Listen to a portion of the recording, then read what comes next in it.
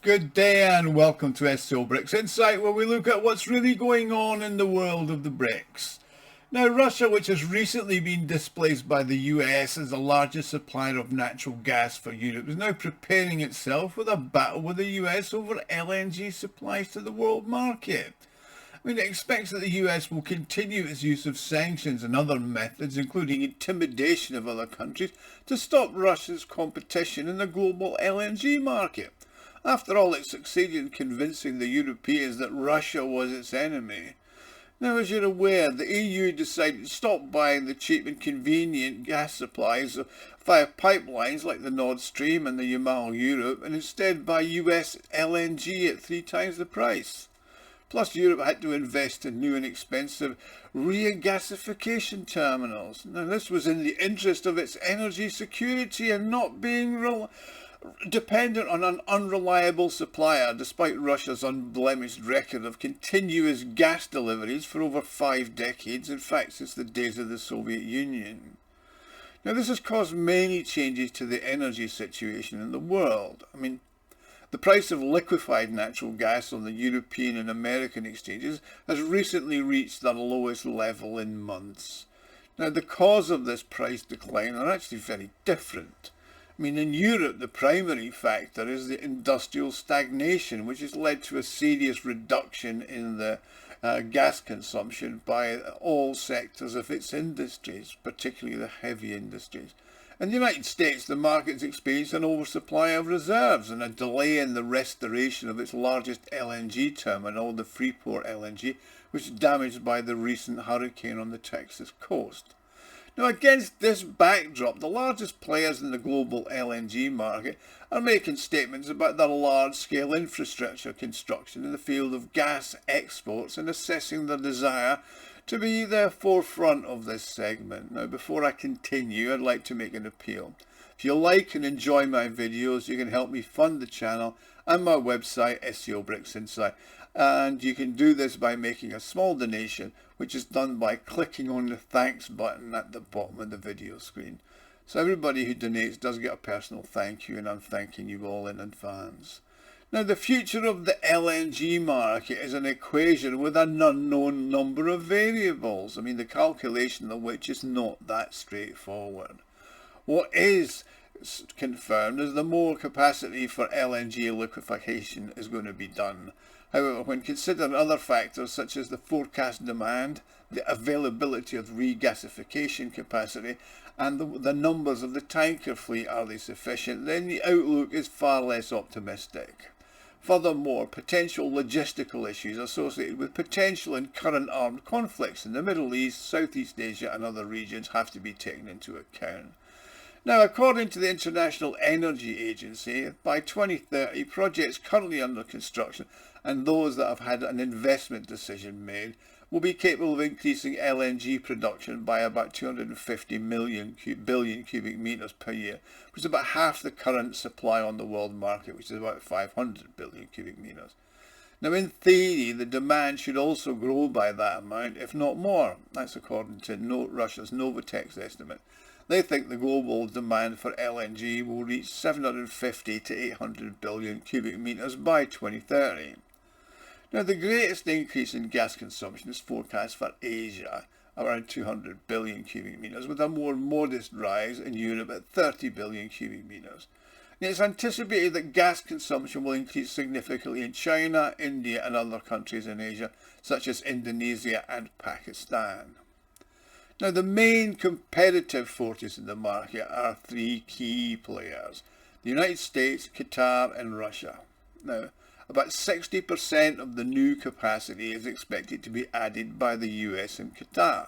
Now, Russia's energy strategy anticipates a 3-fold increase in its LNG production capacity by 2030, up from 33 billion cubic meters in 2023 to 100 billion in 2030. Now, that's despite the imposition of sanctions by the EU, and they haven't really changed this forecast since 2022.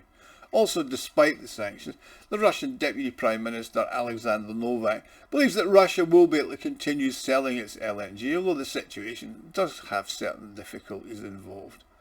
Also, Novak has previously stated that Russia is aiming to take a minimum of 20% of the global market, which would be fair to say that's not particularly ambitious, given that Russia's share in the oil market is about 2 times smaller than that, at 11%.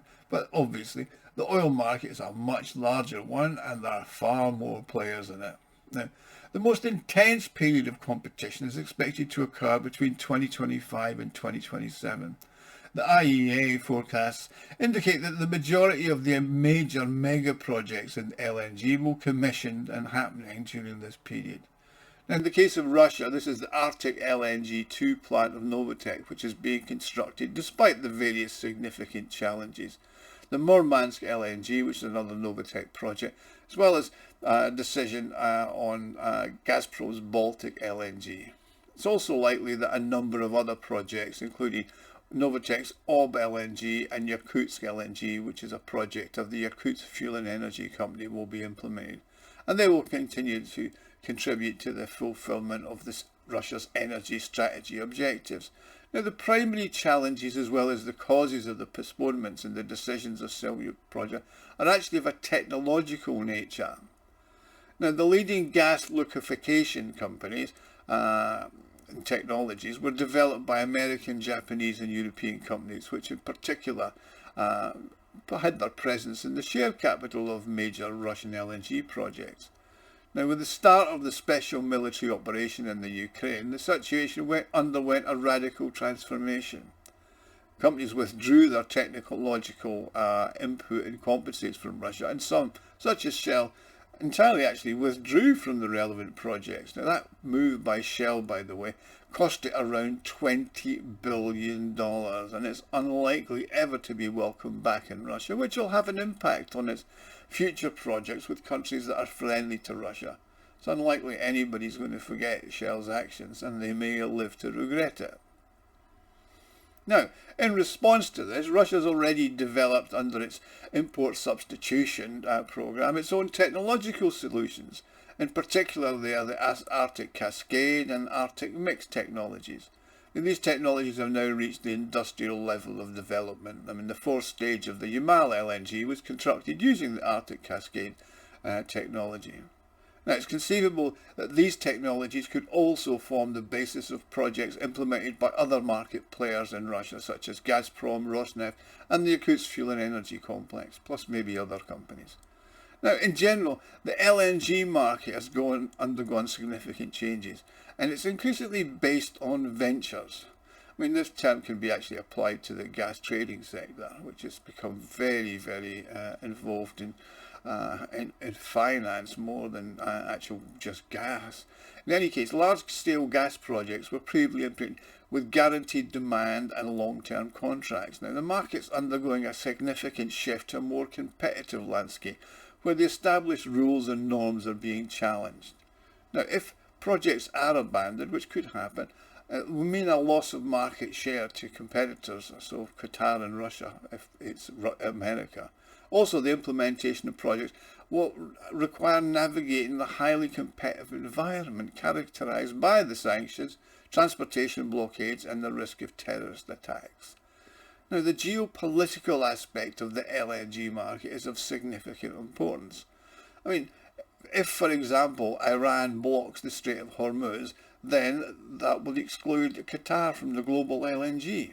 Now, that would cause a significant increase in prices. So it's important to consider the impact of market segmentation as a general trend in the global trade, particularly in LNG. I mean, Russia's anticipating increased demand from China, whose economy, despite its size and facing significant challenges, will continue to need gas and is more likely to buy it from Russia than the USA. Now, the US has also effectively secured a dominant position in the European gas market, although that's a Pyrrhic victory because the European economies experience severe stagnation. Now, all of this is going to lead to heightened competition between the US, Russia and Qatar for Asian markets after 2025. So in the light of this, I don't expect some act of sabotage like the Nord Stream incident, but targeting LNG tankers is likely to come about. I mean, you can never stop the US doing something. I mean, particularly with the high cost of ice-class gas carriers, I mean, military escorts might actually be required. Anyway, that's the situation in the global gas market, so sit back and watch the next episode of the up-and-coming gas wars, brought to you by the United States of Chaos. Now, thank you for watching. Please like and subscribe, and if you enjoyed this video, please help me fund the channel and the website SCO BRICS Insight by clicking the thanks button. Now, also, do use the comments button. I do love to read your comments, and I respond to as many as I possibly can. Anyway, thank you, and see you again soon.